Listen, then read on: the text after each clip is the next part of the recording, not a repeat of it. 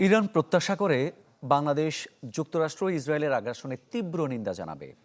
এই সংঘাতে এ পর্যন্ত ঢাকার ভূমিকায় খুব একটা সন্তুষ্ট নয় তেহরান। বাংলাদেশে ইরানের রাষ্ট্রদূত সংবাদ সম্মেলনে এই কথা বলেছেন। তিনি জানিয়েছেন, যেসব বাংলাদেশি জাহাজ হরমুজ প্রণালীতে আটকে আছে সেগুলোর চলাচলে কোনো বাধা নেই।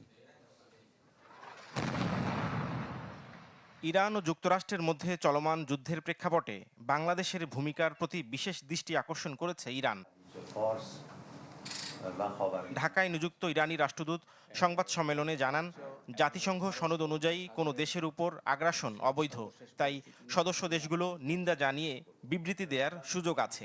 বলেন, চীন, রাশিয়া ও স্পেন সরাসরি তীব্র নিন্দা জানিয়েছে, কিন্তু এখন পর্যন্ত বাংলাদেশের ভূমিকা নিয়ে কষ্ট আছে ইরানের।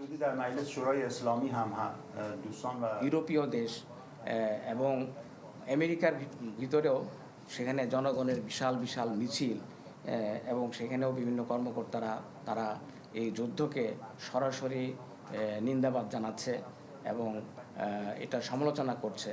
সেই হিসাবে আমরা আশা করি যে বাংলাদেশ এ ব্যাপারে কোনো অস্পষ্ট বিবৃতি না দিয়ে তারাও এ ব্যাপারে একটা সুস্পষ্ট অবস্থান গ্রহণ করবে।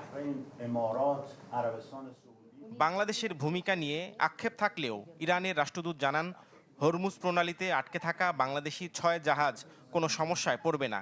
এসব জাহাজের তথ্য এরই মধ্যে তেহরানকে জানানো হয়েছে। জাহাজের ব্যাপার যেটা, এই 6টা জাহাজের কথা আমাদেরকে জানানো হয়েছে, আমরা তেহরানকে জানিয়েছি। ইরানের জাতীয় নিরাপত্তা কাউন্সিল সেটার অনুমোদন দিয়েছে। জাহাজের পূর্ণাঙ্গ যে স্পেসিফিকেশন এগুলো আমরা গত সপ্তাহে আমাদের হাতে আমরা পেয়েছি। এটা আমরা তেহরানে পাঠিয়েছি এবং এটা নিয়ে কাজ চলছে এবং বাংলাদেশের এই জাহাজ চলাচলের ক্ষেত্রে কোনো সমস্যা নাই। এই ব্যাপারে আমরা সর্বাত্মক সহায়তা।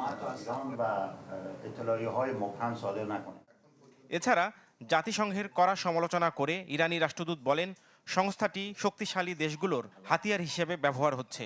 জানান, ইরান শিখেছে কিভাবে নিজেদের নিরাপত্তা নিশ্চিত করতে হয়। তবে পাকিস্তান, তুরস্ক সহ মুসলিম বিশ্ব যুদ্ধ বন্ধে আলোচনা করতে চাইলে তেহরান স্বাগত জানাবে বলেও জানান রাষ্ট্রদূত জাহানাবাদী। নাফিউল ইসলাম লিংকন, চ্যানেল 24, ঢাকা।